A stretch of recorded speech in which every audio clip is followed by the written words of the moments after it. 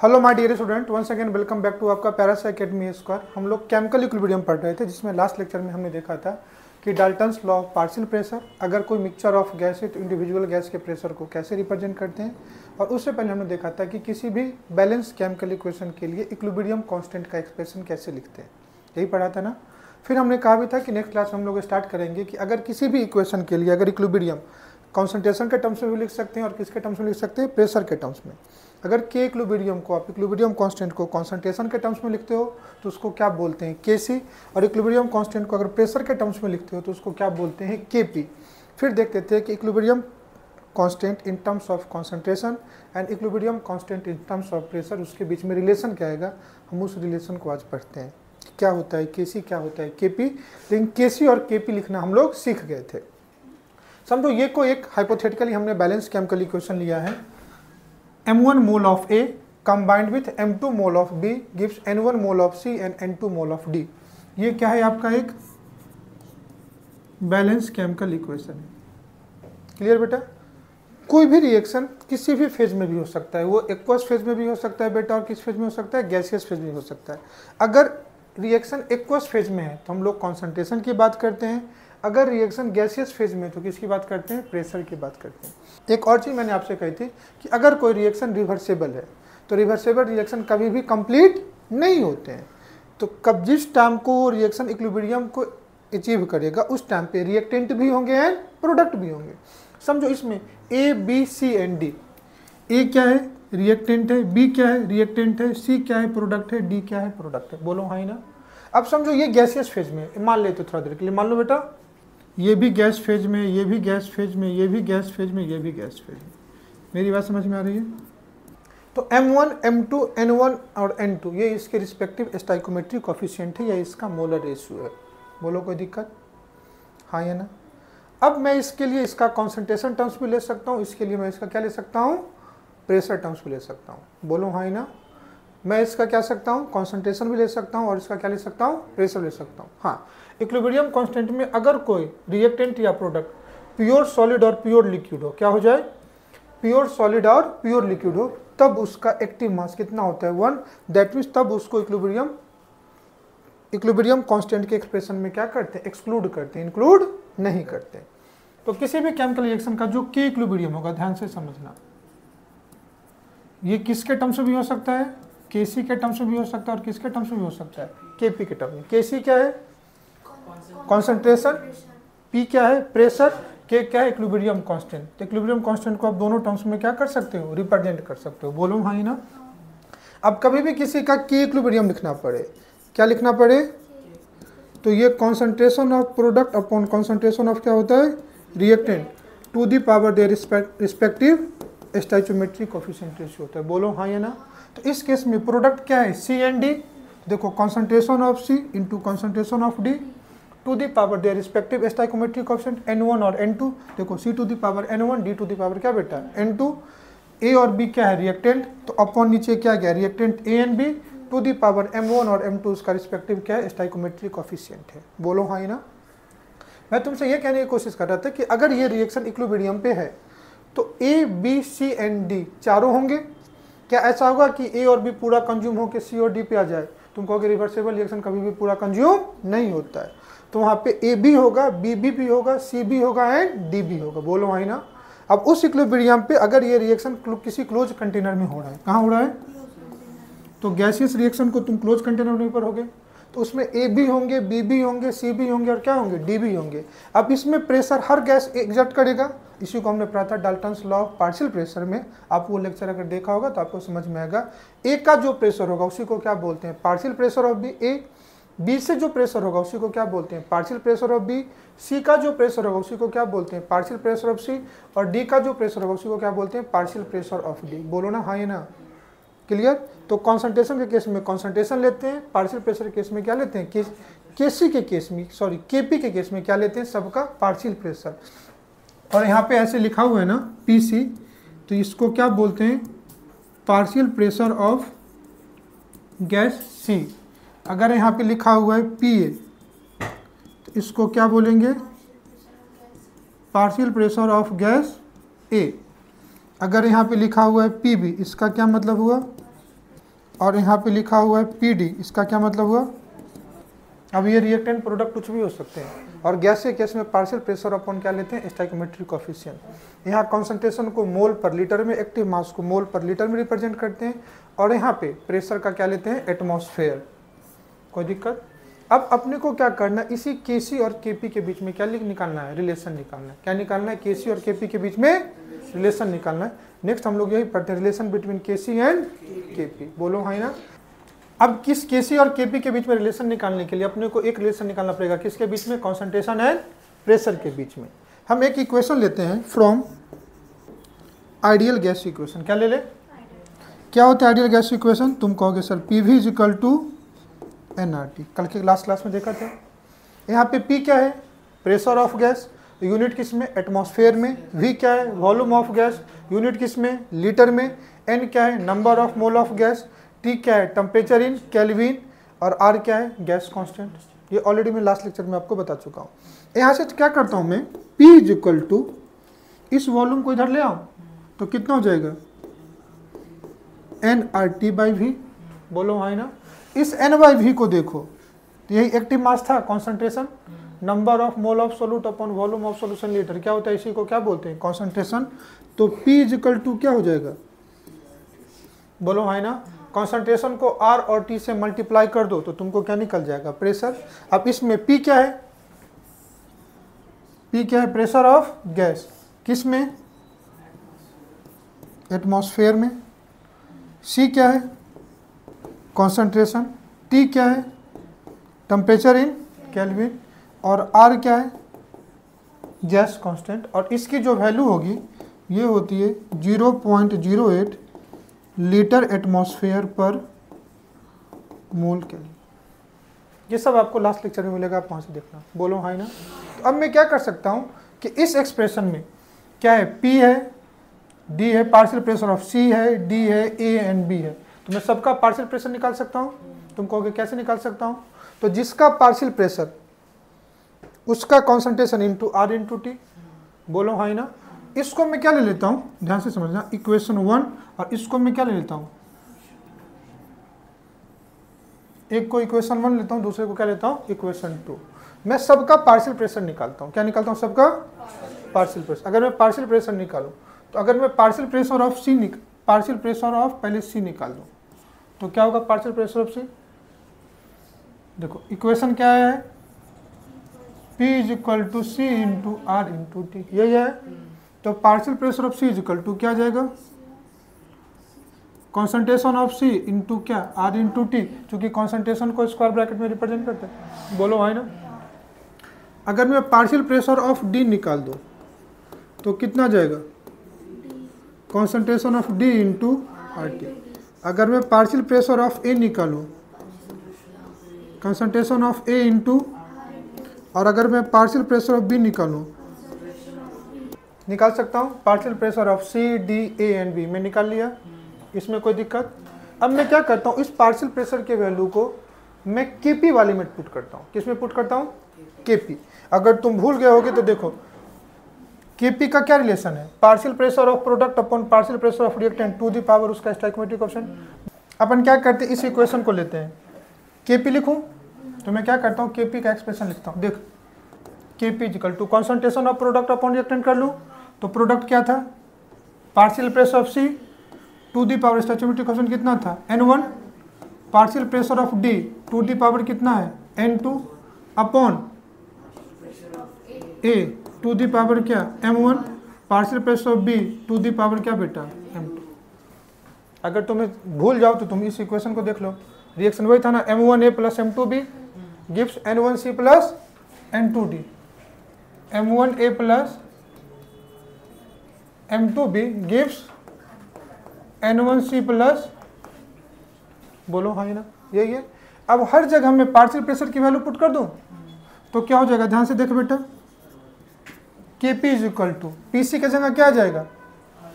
RT to the power क्या बेटा? N1। PD की जगह पार्शियल प्रेशर ऑफ D की जगह क्या आ जाएगा? Concentration of D RT to the power N2। बोलो ना बच्चों, upon concentration of A to the power m1 concentration of B। क्या मैं कुछ गलत कह रहा हूँ? अरे हाँ या ना, समझ में आ रहा है?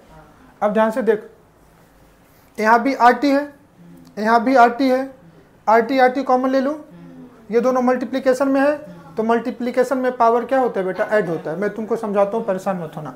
समझो यहाँ पे लिखा हुआ a to the power x into a to the power b, तो क्या हो जाएगा? a to the power x plus b। ये मैथ का रूल है, कोई दिक्कत? तो यहाँ पे RT के पावर कितना है? n1, R और T पे पावर कितना है? n2, तो RT पे पावर कितना होगा? n1 plus n2। बोलना बेटा हाँ या ना? तो मैं क्या करता हूँ, ध्यान से देख, ये C है, C टू द पावर कितना? n1, ये कितना है? D टू द पावर कितना बेटा? n2। बोलो हाँ या ना? दोनों जगह से हमने कॉमन क्या लिया? RT, तो कितना हो जाएगा? RT to the power, same नीचे में वही काम करूं, a to the power m1, b to the power कितना? और RT टू द पावर, क्या कुछ गलत करो बेटा? अब एक बार रुक करके देखना, c to the power n1, d to the power n2 upon a to the power m1 और b to the power m2, इसी को kc बोलते हैं। तो ये पूरा वैल्यू kc के बराबर है। रुक करके देख, बोलो है या नहीं है? कोई दिक्कत? तो क्या इसको kc लिख सकता हूँ? बोलो ना। तो कितना हो जाएगा? Kp इज इक्वल टू, ये तो Kp is equal to kc। अब ध्यान से देख, RT to the power n1 plus n2 और नीचे RT to the power m1 plus m2। फिर वापस एक मैथ कहता है, अगर a to the power x and a to the power b है तो कितना होता है? a to the power x minus b। अगर बेस सेम है तो डिवीजन में पावर क्या हो जाएगा? माइनस होगा। क्या कुछ गलत कह रहा हूँ? तो इतना तो समझ में आ रहा है? तो इसको क्या लिख सकता हूँ? RT to the power n1 plus n2 minus, बोलो हाँ या ना? रिएक्शन क्या था? ध्यान से समझना, हमने केमिकल रिएक्शन क्या लिया था? M1A plus M2B gives N1C plus N2D, यही केमिकल रिएक्शन था ना? बोलो।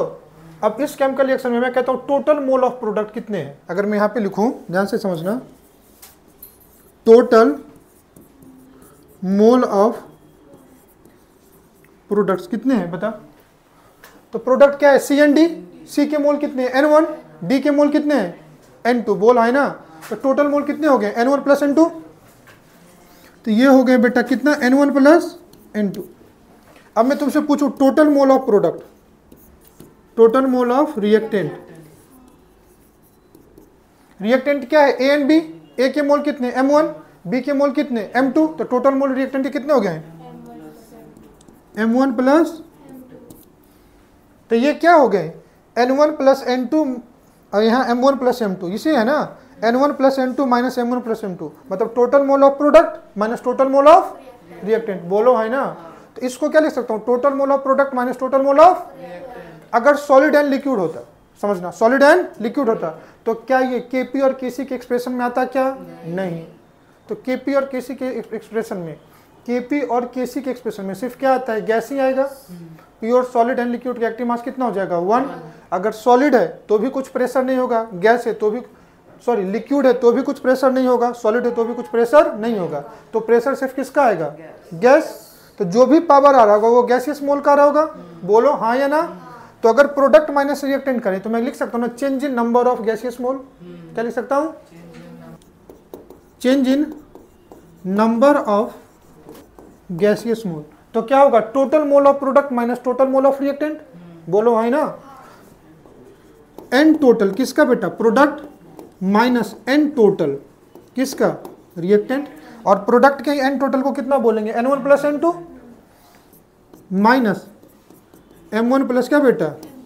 इसी को बोलते हैं delta Ng, change in number of gaseous mole. N मतलब मोल, G मतलब गैस, डेल्टा मतलब चेंज। तो change in number of gaseous mole को क्या बोल सकते हैं? Total mole of product minus total gaseous mole of reactant. तो इसी एक्सप्रेशन को अगर मुझे लिखना पड़े तो मैं आगे क्या लिख सकता हूं? Kp is equal to Kc। बोलो हाँ ना? यहाँ पे क्या है? R और T to the power delta Ng। ये खूबसूरत सा रिलेशन आ गया। तो अगर तुम किसी रिएक्शन का Kp और Kc में से कुछ भी एक निकाल सकते हो तो दूसरा तुम निकाल सकते हो। बोलो ना हाँ या ना। क्या मेरी बात समझ में आ रही है? तो कोई भी एक केमिकल रिएक्शन हमने जो लिया, क्या लिया था? M1A प्लस, तुम्हारे कॉपी पे ऑलरेडी पेज पे रिएक्शन लिखा हुआ है, लिखने की जरूरत नहीं है। N1C प्लस N2 क्या बेटा D, यही था। तो रिएक्शन किस फेज में होना चाहिए? और कभी Kp और Kc का रिलेशन तुमको निकालना है तो सिर्फ तुम किसको कंसिडर करोगे? गैसियस को। किसको कंसिडर करोगे? क्योंकि हम लोग यहाँ पे किसकी वैल्यू निकालते हैं? Delta Ng। और डेल्टा Ng क्या है? Change in number of gaseous mole. Change in number of, ये क्या है? Change in number of gaseous mole है। तो समझ में आ रहा है ना?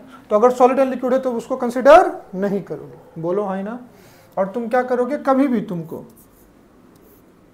Kp इज इक्वल टू क्या बेटा? Kc RT to the power delta Ng की वैल्यू। अब Kp और Kc तुम कंपेयर करने की कोशिश करो तो समझो डेल्टा Ng अगर पॉजिटिव हो सकते हैं, मतलब कोई एक ऐसा केमिकल रिएक्शन जिसमें जितने number of gaseous mole reactant का हो उतना ही प्रोडक्ट का हो।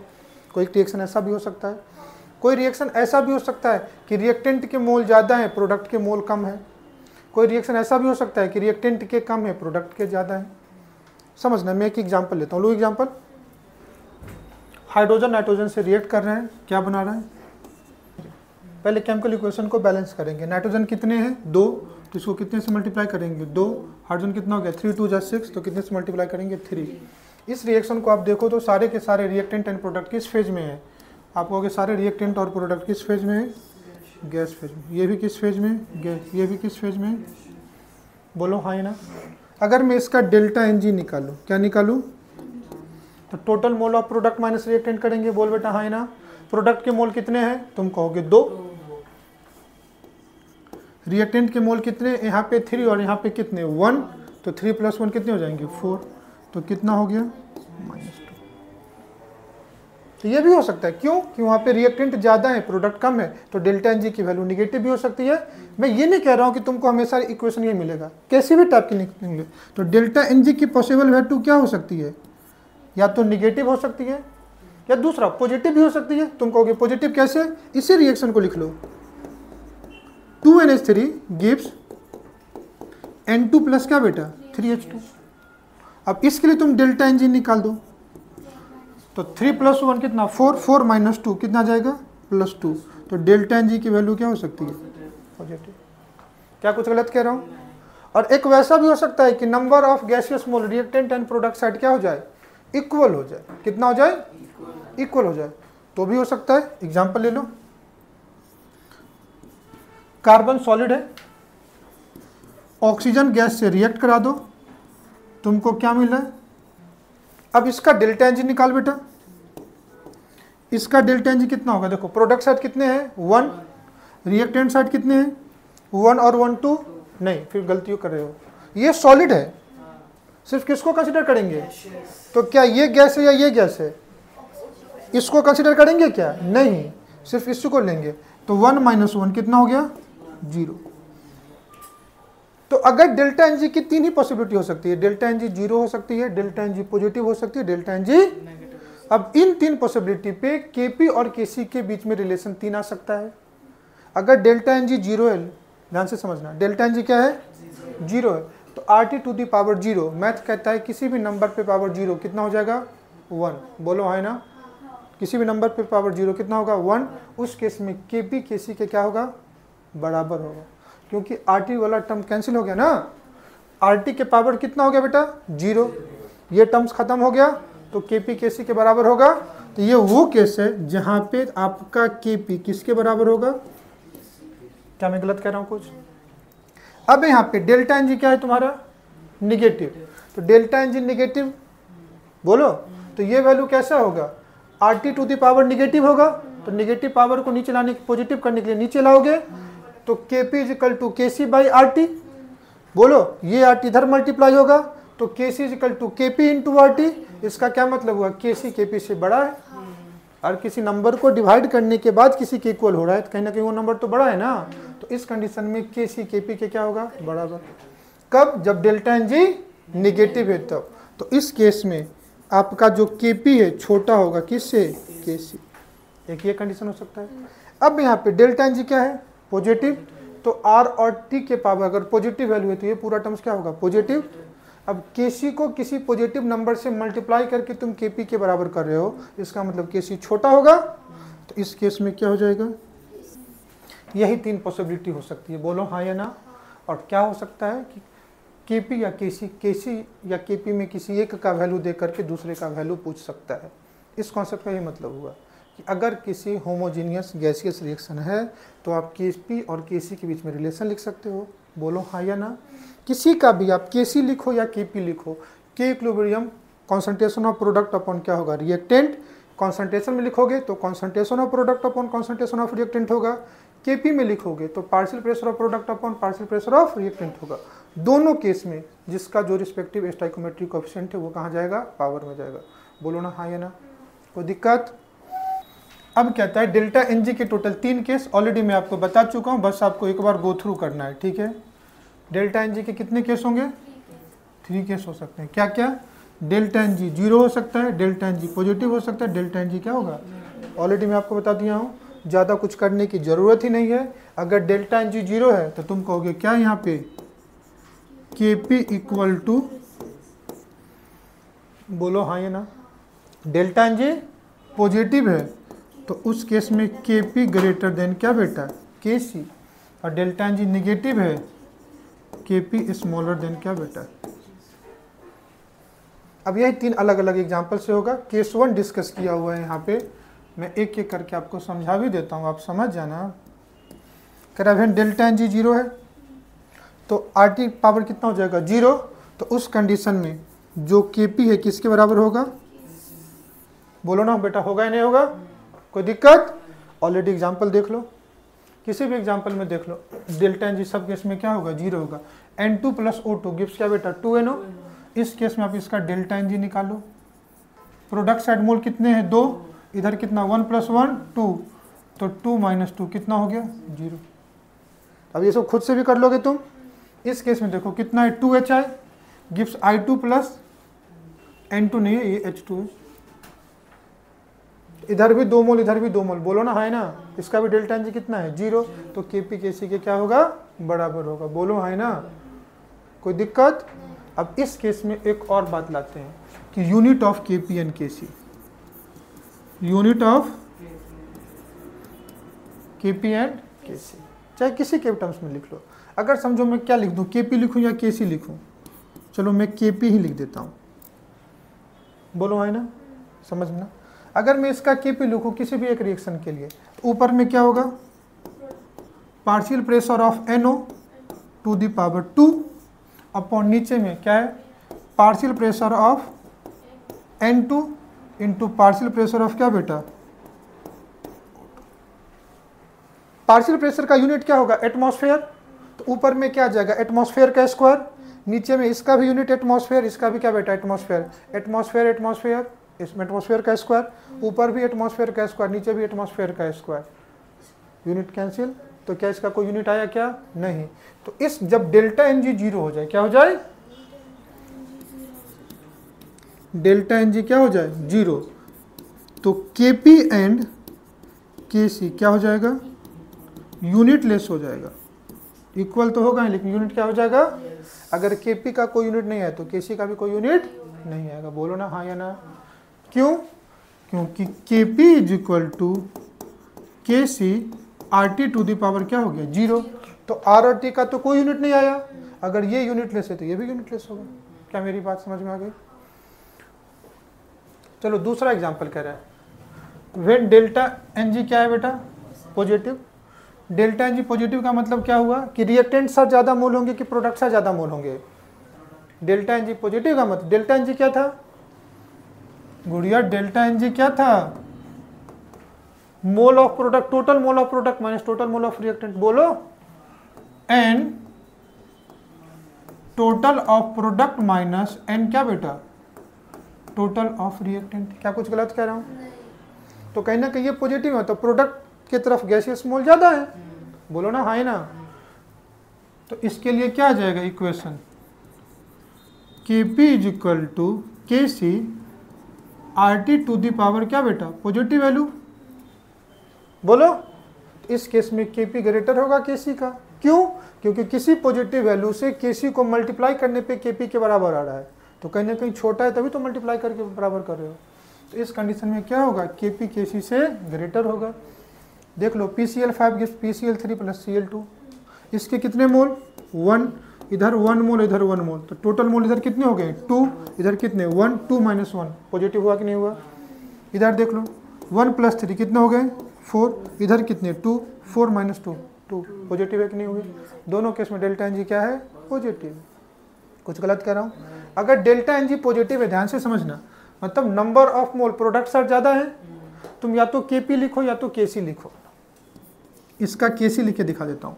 तो ऊपर क्या हुआ, total mole of product to the power stoichiometry upon total mole of reactant to the power क्या बेटा, स्टाइकोमेट्री। अगर यूनिट की बात करोगे, हमने अगर कॉन्सेंट्रेशन लिया है तो कॉन्सेंट्रेशन की यूनिट क्या होती है, मोल पर लीटर, बोलो हाँ ना। तो अगर मैं यूनिट कंपेयर करूं, ध्यान से समझना, तो ऊपर में क्या हो जाएगा, मोल पर litre to the power stoichiometry of product, बोलो स्टोइचियोमेट्रिक कोएफिशिएंट ऑफ क्या बेटा, प्रोडक्ट अपॉन मोल पर लीटर स्टोइचियोमेट्रिक कोएफिशिएंट ऑफ क्या बेटा, रिएक्टेंट। क्या कुछ गलत कह रहा हूं? अब देखो मोल पर लीटर दोनों तरफ सेम है, बेस सेम है, तो डिवीजन में पावर क्या हो जाएगा, माइनस होगा। तो stoichiometric coefficient of product minus stoichiometric coefficient of क्या बेटा, रिएक्टेंट, उसी को तो डेल्टा एन जी बोलते हैं। अरे बोलो हाँ ना। तो यूनिट क्या आ जाएगा, मोल पर litre to the power delta N G. क्या कुछ गलत कह रहा हूँ? और अगर Kp लिखते तो एटमॉस्फेयर टू दी पावर क्या आ जाएगा, डेल्टा एन जी। यही लिखा भी हुआ है Kc mole to the power, इधर कितने मोल हैं 2, इधर कितने मोल है 1, 2 बाई 1 1 आया, तो मोल पर लीटर है, क्या आ जाएगा एटमॉस्फेयर। इसके लिए क्यों, क्योंकि इसके लिए डेल्टा एन जी की वैल्यू कितनी है 1, और इसके लिए डेल्टा एन जी की वैल्यू कितनी है 2। तो देखो मोल पर लीटर टू दी पावर 2 या एटमॉस्फेयर टू दी पावर 2। तो इसका यूनिट क्या आ जाएगा इस केस में, जब Kp Kc से बराबर होगा, तो यूनिट ऑफ Kc मोल पर litre to the power delta N G, और अगर Kp की बात करूं तो atmosphere to the power delta. क्या मेरी बात समझ में आ रही है, बोलो ना हाँ या ना। तीसरा केस, डेल्टा एन जी जब निगेटिव होगा, निगेटिव होने का मतलब क्या हुआ कि रिएक्टेंट साइड गैसियस मोल ज़्यादा होंगे, प्रोडक्ट साइड क्या होंगे, कम होंगे, बोलो हाँ ना। तो number of mole of reactants greater than क्या बेटा, नंबर ऑफ मोल ऑफ, तभी डेल्टा एन जी निगेटिव होगा, और डेल्टा एन जी निगेटिव होगा तो Kp Kc में Kp क्या होगा, छोटा होगा। यूनिट की बात करोगे तो यूनिट हमेशा Kp की करो या Kc की करो, मैं लास्ट पेज बता दिया। यूनिट ऑफ Kp कितना हो जाएगा, एटमॉस्फेयर टू दी पावर क्या बेटा, डेल्टा एन जी। और अगर Kc की बात करोगे, मोल पर लीटर टू दी पावर क्या बेटा, डेल्टा एन जी। और डेल्टा एन जी निगेटिव होगा तो पावर निगेटिव चला जाएगा, बोलो हाँ ना। अब इसके लिए देख लो, प्रोडक्ट साइड कितने मोल 2, रिएक्टेंट साइड कितने 4, तो डेल्टा एन जी कितना हो जाएगा -2।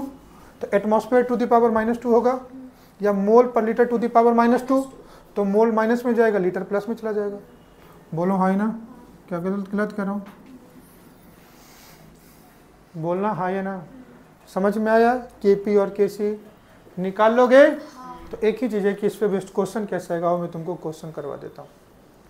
एक और चीज़ है कि इसका special point,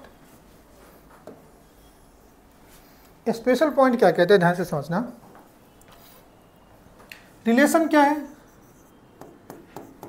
Kp equal to Kc RT to the power delta, बोलो हाँ ना। अब कहता है कि किसी भी केमिकल रिएक्शन के लिए डेल्टा एन जी की वैल्यू कुछ भी हो, डेल्टा एन जी की वैल्यू या तो 0 हो, पॉजिटिव हो और निगेटिव हो। Kp Kc के बराबर एक और कंडीशन है जहां पे हो सकता है irrespective of delta N G. तुम कहोगे R और T में अगर किसी भी आर तो क्या है, गैस कांस्टेंट, इसको तुम चेंज नहीं कर सकते हो। लेकिन तुम अगर टेम्परेचर की वैल्यू, इफ टेम्परेचर की वैल्यू 1/r हो जाए, एक ऐसा केस लेते हैं कि तुम वो टेम्परेचर लो जहां पे टेम्परेचर की वैल्यू कितना हो जाए, r। टेम्परेचर की वैल्यू r कब होगी मैं तुमको वो भी बता देता हूं। r की वैल्यू कितना, 0.08, और 0.08 को 1/12 लिख सकते हैं, तो ये 12 केल्विन हो जाए। 1/r की वैल्यू 12 केल्विन के बराबर होती है। T की वैल्यू अगर 1/r हो जाएगा तो r इंटू 1/r कितना हो जाएगा, 1, और 1 पे कुछ भी पावर हो, निगेटिव पावर हो, पॉजिटिव पावर हो, 0 हो, 1 ही होता है, बोलो भाई ना। तो अगर T की वैल्यू 1/r के बराबर हो जाए, डेल्टा एन जी कुछ भी रहने दो, ये पूरा टर्म्स कितना हो जाएगा, 1, तो उस केस में केपी केसी के बराबर होगा कि नहीं होगा। तो तुमसे कभी पूछे कि केपी केसी के बराबर सिर्फ डेल्टा एन जी 0 पे हो सकता है क्या, तुम कहोगे हाँ वहाँ भी हो सकता है, और डेल्टा एन जी का कुछ भी वैल्यू हो केपी केसी के बराबर एक और कंडीशन पे हो सकता है, जब टेम्परेचर की वैल्यू कितनी हो जाए, ये केस वही लिखा हुआ है। क्या मेरी बात समझ में आई, बोलो ना हाँ या ना। तो अगर टेम्परेचर 1/r के बराबर लेते हो तो उस केस में केपी केसी के बराबर होगा, डेल्टा एन जी की वैल्यू कुछ भी होने दो। समझ में आया। कभी ऐसे एमसीक्यू वगैरह में आ जाए तो तुम उसको कर सकते हो। नेक्स्ट क्वेश्चन कह रहा है for a gaseous reaction 2a + b। अब ऑलरेडी क्या दिया तुमको बेटा, गैसियस रिएक्शन, तो ए भी गैस होगा, बी भी गैस होगा और सी भी गैस होगा, बोलो ना हाँ ही ना। इस केस में सारे के सारे क्या होंगे, गैस होंगे। Find out KP in terms of R. इसका क्या निकालना है, केपी निकालना है, किसके टर्म्स में, आर के टर्म्स में, जबकि केसी की वैल्यू तुमको दे रखी है। बोलो। तो सबसे पहले इस इक्वेशन को तुम लिखोगे, तो KP is equal to K C R T to the power क्या लगेगा, तो सबसे पहले डेल्टा एन जी निकाल लेते हैं। डेल्टा एन जी की अगर वैल्यू निकालूं मैं तो कितना होगा, प्रोडक्ट साइड कितने मोल है, 4, बोलो भाई ना, अरे यही है ना 4, और रिएक्टेंट साइड इसके 1 और इसके कितना 2, तो कितना 4 - 3 कितना 1 आ। क्या मैं गलत कह रहा हूं, तो बोलो। केपी इज इक्वल टू केसी की वैल्यू कितना 3 × 10 के पावर -5, कोई दिक्कत, इनटू आर की वैल्यू पुट करना पड़ेगा, लेकिन कह रहा है आर के टर्म्स में बताओ, तो आर की वैल्यू पुट नहीं करेंगे, इनटू टेम्परेचर कितना दे रखा है, यही ना तापमान, तो टेम्परेचर कितना है। अब ये टेम्परेचर कभी भी डिग्री सेंटीग्रेड केमिस्ट्री में यूज ही नहीं होगा, हमेशा केमिस्ट्री में टेम्परेचर किस में लेते हैं, ऑलवेज इन केल्विन स्केल। तो आप क्या करोगे, 27 में 273 ऐड करोगे, तो ये सीधा सीधा आपको 300 केल्विन हो जाएगा। क्या कुछ गलत कह रहा हूँ, तो यहाँ पे कितना हो जाएगा, पावर कितना हो जाएगा, 1 पावर मतलब गया, 10⁻², 10⁻² और 10 के पावर -5, तो कितना 10 के पावर -3, 3 × 3 कितना 9 r इंटू 10 के पावर -3, ये केपी की वैल्यू हो गई। अगर मैं इसके यूनिट की बात करूं तो डेल्टा एन जी क्या है, पॉजिटिव है, तो यूनिट यहाँ पे क्या जाएगा, एटमॉस्फेयर। क्या समझ में नहीं आया, बोलो ना हाँ या ना, कोई दिक्कत। कह रहा for which reaction KP is equal to, तो केपी केसी के बराबर दो ही कंडीशन पे हो सकता है, जब टेम्परेचर 1/r हो या डेल्टा एन जी क्या हो, 0 हो। ये इसके बराबर दो ही कंडीशन में हो सकता है, कब, जब टेम्परेचर इज इक्वल टू और दूसरा डेल्टा एन जी 0। तो ये केस तो नहीं है, तो यहाँ पे यही केस लगेगा क्योंकि टेम्परेचर की कोई बात ही नहीं की हुई है। तो जिसमें डेल्टा एन जी 0 होगा देख लो, बोलो। अब इसमें तुमको किसमें डेल्टा एन जी दिख रहा है, 0, यहाँ पे देखो 2 और 1 कितना 3, यहाँ पे कितना 2, ये नहीं होगा, यहाँ पे 3, यहाँ पे कितना है 2, इधर 3 + 1 कितना 4, ये भी नहीं होगा। यहाँ पे कितने मोल, 2 मोल, यहाँ पे 1 और यहाँ पे 1, 2 - 2 0। आगे चेक करना है क्या, क्या समझ में आ रहा है, हाँ या ना। At 1000 kelvin the value of KP for the reaction, ये तुमको एक केमिकल रिएक्शन तुमको दिया हुआ है, केपी की वैल्यू 0.05 एटमॉस्फेयर दिया हुआ है, केसी की वैल्यू पूछा इन टर्म्स ऑफ आर, निकाल सकते हो। तो सबसे पहले क्या निकालना पड़ेगा, डेल्टा एन जी, वैल्यू कितनी होगी 3 और 1 4, और यहाँ 2 + 1 3, तो मैं ऐसे लिख देता हूँ 3 + 1 माइनस क्या बेटा 2 + 1, ताकि तुमको बाद में समझ में आ जाए। तो 4 - 3 + 1। क्या कुछ गलत कह रहा हूँ? क्या पूछा है? The value of Kc। पहले एक्सप्रेशन लिख ले, Kp = Kc RT to the power क्या बेटा, तो डेल्टा एन जी की वैल्यू 1, मतलब ये टर्म चला गया। क्या पूछा आपने से बेटा? Kc पूछा है, तो Kc = Kp बाई, क्या गलत कह रहा हूं? अब Kp की वैल्यू कितनी दे रखी है? 0.05,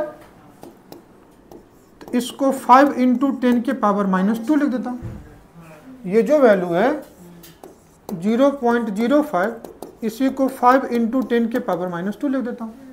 इन टर्म्स ऑफ आर कह रहा है, तो आर ही रखेंगे, इनटू टेम्परेचर कितना दे रखा है 1000 केल्विन, तो 1000 को 10⁻³ लिख सकते हैं, बोलो ना, है ना।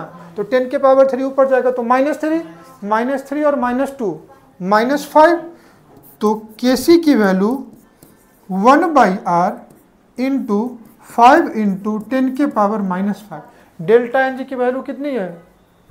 1, तो यूनिट क्या हो जाएगा? एटमॉस्फेयर। कभी भी Kc और Kp की यूनिट मोल पर litre to the power delta N G होता है। क्या कुछ गलत कह रहा हूँ? ऑप्शन देखो मैच कर रहा है ना। अरे R को ऊपर लाओगे तो R इनवर्स नहीं हो जाएगा, तो इसको नहीं लिख सकते हो R इनवर्स इंटू, क्या ऐसी कोई बात जो तुम्हें समझ में नहीं आ रही है? क्वेश्चन में थोड़ा सा करेक्शन था जो मैंने कर दिया है। कह रहा है कोई भी एक गैसियस रिएक्शन है PCl3 + Cl2 गिव्स PCl5, और तुमको एक कंडीशन दिया हुआ है 2Kp = Kc इज पॉसिबल। कह रहा है किस टेम्परेचर पे ये कंडीशन पॉसिबल होगा, ये तुमको निकालना है। बोलो हाँ ना। 4 ऑप्शन दिए, 4 में से कोई करेक्ट ऑप्शन चूज करना है। सबसे पहले अपन क्या करेंगे, कभी भी Kp Kc का मसला होगा तो सबसे पहले चुपके से क्या निकालेंगे? Delta N G. यहाँ पे कितने मोल है इसके?